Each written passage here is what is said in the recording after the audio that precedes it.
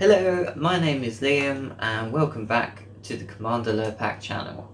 In today's episode I shall be finishing the building phase of the board and turning it from this into this and getting it ready for the final stage, which is painting. So hope you enjoyed the video and thanks for watching. In the last episode, I had just finished the ruined building part of the board.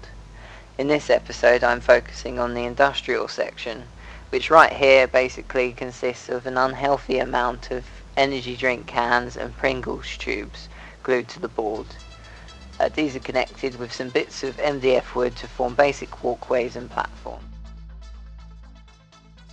Next, it was time to add some pipes to the board. These children's pipes building sets are great for this, and I got this idea from Eric's Hobby Workshop, who has made some awesome terrain using them. If you haven't seen any of his videos, there will be a link in the description to his channel, so go check him out. These pipes can be put together in many configurations, giving you a lot of creative freedom to build all different layouts. Once happy with the layout, I roughed up all the pipe sections with some sandpaper to give a textured surface which will help the paint to stick to it later on, and also bring out some detail so that in the painting stage this is easier to highlight.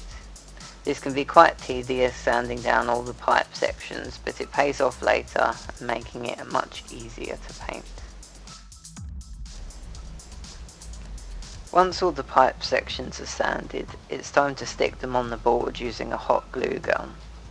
My partner Emily actually helps me do this section, if you're wondering why I've suddenly developed very feminine hands. One of the bonuses with hot glue is that it dries quickly and grips very well. However, it leaves stringy bits quite often if you are using cheap hot glue guns like me. Having an extra pair of hands really helps here, as you don't want any of these stringy bits of glue to be left here, as when you come to paint them it can look really bad. The hot glue can look quite messy on the connection between the pipe and the can when putting the pipe sections on, but once painted up this should look like metal welding between the pipe and the can.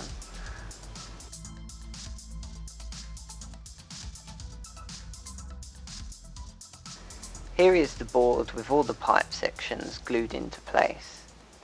Whilst doing this, I tried to think about what purpose the pipe served in part of this refinery or industrial plant, some form of distillation process, and tried to think of it in terms of practical usage.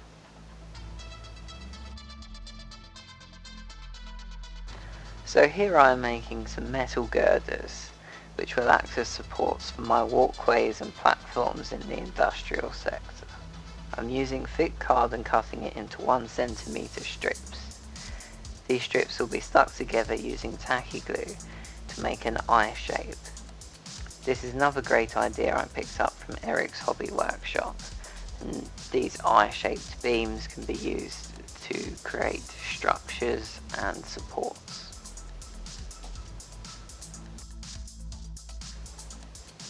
To create railings and handrails on my walkways and platforms, I used matchsticks cut into equal lengths. These are then glued on using the hot glue gun again. It's important to clean up the stringy bits again, either as you go or after you finish all the gluing, as these won't look good painted. I then connected these railings with longer lengths of matchsticks. I did this in a quite uneven way to represent the neglect and sorry state the industrial plant is in. To add some texture to the walkways and platforms of the industrial plant, I'm using this grid patterned plastic sheeting.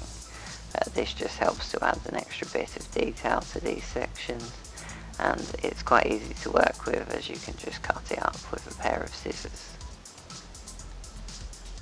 I personally find it easier to create battle damage on a fully intact piece of scenery and cutting out the parts of it that you want to look damaged than to say have it already crafted to look ruined. Here you can see me just gluing on the plastic grid patterned sheet that I cut out earlier.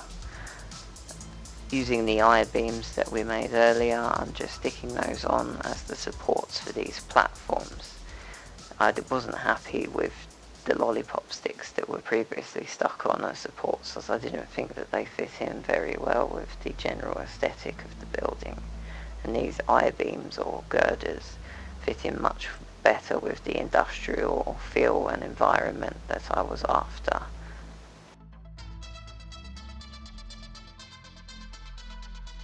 Here I'm using plain brown paper to cover up the spiral pattern on a Pringles tube. In hindsight, it would have been a lot quicker to do that before gluing the Pringles can to the board. Using an old cereal box, I'm drawing 1 centimetre strips onto it before cutting these out. These will work great as detailing for the industrial plant. Using the strips of cereal box that I've just cut out, I'm gluing them onto the cans and tubes that represent the industrial plant. These will look good as bracings and supports, and the more detail that you add here, the more it will look like an industrial plant or refinery, and the less it will look like energy drink cans and Pringles tubes. This could be quite time consuming, cutting out all of these little details and gluing them on, but the more you do, the better it will look, and the more detail you will have to pick out in the painting stage. Here you can see I've added a little platform made of card with some corrugated cardboard as the texture for the walkway. I've added this little shack built underneath the platform to try and represent some refugees from the residential areas trying to find some shelter amongst the refinery and making it their home. I've added another shack at the bottom, you can see, using corrugated cardboard and lollipop sticks for support. I really wanted to try and give it a ramshackle feel, but also I wanted it to look like it'd been made using materials from the refinery and the surrounding area. In order for models to access the walkways and platforms, I needed to craft some ladders. These are quite simplistic, just lollipop sticks and some matchsticks that are cut to length, and then put together using a hot glue gun. I wanted the walkways and platforms to have a weathered and eroded feel to them, so I decided to have the grid patterned plastic sheeting as quite patchy and not fill the walkway. Another thing that I think is very important in industrial plants or refineries is power cabling and wires. To represent this, I'm using an old Xbox 360 charging cable, and I'm running this across the plant. I've done this in quite a haphazard way to try and represent the workers having to fix something. Instead of doing it properly, they've just sort of bodged it and run this cable across the entire plant to try and bypass the problem. I've also used some thinner wires which are from the inside of an Ethernet cable. If you just strip off the cabling, you get access to these thinner wires which look great on the terrain. You can use lots of different household waste as detailing on terrain. For example, here I'm using the three-legged little table from inside pizza takeaway boxes. I'm just cutting off the plastic legs, and I'm going to use these as little ladder struts on the main tube of the refinery. Any other pipes or bits of plastic that you think might look cool can just be glued on here for extra detail. Really, you want to add as many details as possible, as this will help when it comes to the painting stage. Now we come to the final stage before painting, but maybe the most important one, which is using Mod Podge to seal everything in, especially all the soluble materials like cardboard and the card and paper. And this will really help to stop them from losing their structural integrity when you come to the painting stage, and just help seal everything in. So the building phase has now been finished and all the detailings have been done. I've added a few extra details, such as a little fan on top of the building some yogurt pots for detailing.